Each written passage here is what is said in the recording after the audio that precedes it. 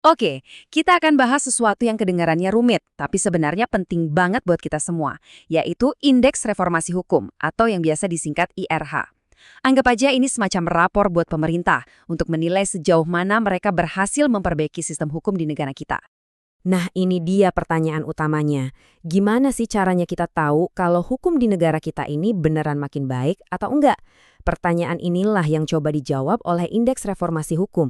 Dan sekarang kita akan bedah bareng-bareng jawabannya. Sip, ini dia peta perjalanan kita. Kita mulai dari definisi IRH itu apa, terus kenapa ini penting. Lanjut, kita lihat gimana cara mengukurnya, perkembangannya yang super cepat di tahun 2025, dan kita tutup dengan ngintip masa depannya bareng konsep baru, yaitu IPH. Oke, kita mulai dari yang paling dasar dulu ya. Sebenarnya apa sih Indeks Reformasi Hukum itu? Kalau kita lihat langsung dari aturannya, IRH itu pada dasarnya adalah sistem penilaian. Simpelnya, ini tuh rapor buat setiap kementerian, lembaga, sampai pemerintah daerah buat ngukur performa mereka dalam mereformasi hukum. Ini jadi cara pemerintah pusat buat ngecek dan memastikan birokrasi di seluruh Indonesia jalan di jalur yang benar.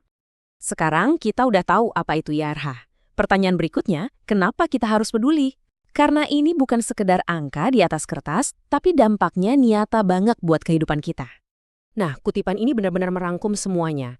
Ketika sistem hukum kita jelas, adil, dan bisa diandalkan, investor jadi lebih percaya diri buat menanamkan modalnya. Ujung-ujungnya apa? Lapangan kerja terbuka, ekonomi bergerak, dan kesejahteraan kita semua meningkat. Jadi, ada benang merah yang jelas banget antara hukum yang baik dan dompet kita. Intinya, tujuan akhir dari semua penilaian ini ya satu, menciptakan pemerintahan yang lebih baik. Pemerintahan yang gak cuma bersih dari korupsi, tapi juga gerak cepat, transparan, dan benar-benar fokus melayani masyarakat, bukan malah mempersulit. Lantas, gimana persisnya proses penilaian ini bekerja? Yuk kita coba bongkar mesin di dalamnya. Penilaiannya nggak asal-asalan loh, ada 4 area utama yang jadi fokus. Pertama, mereka lihat seberapa bagus koordinasi antar lembaga, biar nggak ada lagi tuh peraturan yang saling tabrakan. Kedua, kompetensi orang-orang yang bikin peraturannya. Ketiga, gimana mereka mengevaluasi dan memperbaiki peraturan lama yang mungkin udah nggak relevan. Dan terakhir, gimana mereka mengelola database peraturan biar kita semua gampang aksesnya. Dan ini tuh proses tahunan yang runtut banget. Dimulai dari sosialisasi, terus ada pendampingan buat institusi yang dinilai, verifikasi data awal, baru deh mereka unggah bukti-bukti kinerjanya. Setelah itu, mereka nilai diri sendiri dulu, sebelum akhirnya semua divalidasi sama tim penilai nasional. Jadi prosesnya benar-benar komprehensif dari hulu ke hilir. Dan ini bukan cuma teori, hasilnya kelihatan. Data dari tahun 2024 menunjukkan kemajuan yang signifikan. Jumlah institusi yang ikut serta dalam penilaian ini naik lebih dari 22%. Dan yang lebih keren lagi, kualitas hasil penilaian mereka juga meroket sampai 41%. Ini artinya kesadaran dan komitmen untuk berbenah itu nyata dan terus tumbuh. Nah, sekarang kita masuk ke bagian yang paling menarik dan dinamis. Tahun 2025 itu kayak tahun percepatan, di mana sistem ini berevolusi dengan sangat cepat. Coba deh lihat lini masa ini. Ini menunjukkan betapa dinamisnya proses reformasi itu sendiri. Bulan Maret baru sosialisasi pedoman, April aturannya terbit. Belum juga setahun, di bulan November, udah muncul peraturan baru yang menggantikannya. Ini bukan berarti pelin-pelan, tapi menunjukkan ada proses berpikir ulang dan percepatan untuk menemukan formula yang lebih baik. Jadi, apa sih beda utamanya? Kuncinya ada di judulnya.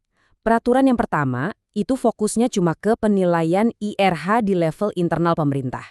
Nah, peraturan yang baru ini cakupannya jauh lebih luas. Judulnya aja udah pengukuran indeks pembangunan hukum, di mana IRH jadi salah satu bagiannya.